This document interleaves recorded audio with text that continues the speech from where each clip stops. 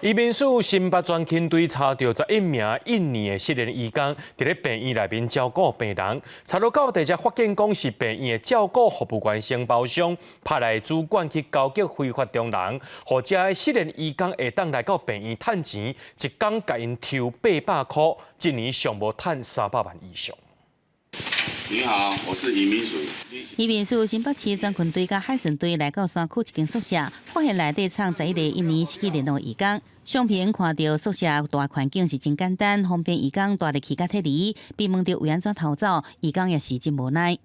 有跟中介说要换雇主，对，然后他不理我啊。新北市专勤队进前至新北某一间病院，查到一个印尼失去联络移工照顾病人，深入追查，摸乌手是病院照护员承包商所派女督导交给非法的中介，毫无合法证件移工来到病房照顾病人。结果对这无证件的非法移工，每工抽800块的中介费，估计不法所赚的一年有300万以上。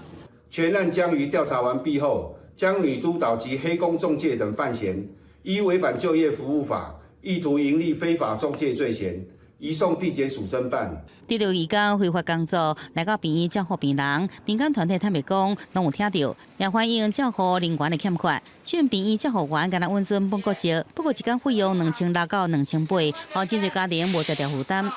我付不起，那他就问你说，那你要不要2000的？1600到1800就聘得到了。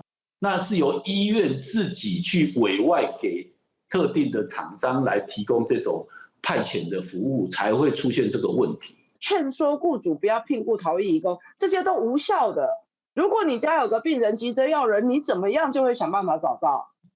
家庭看护移工纳入长照制度，对，然后呢由机构做评估。我正如认为，台湾至少有25班的看护移工，若是设立的长照政策，唔但对着照顾人力需求有帮助，也是提升移工的态度。记者综合报道。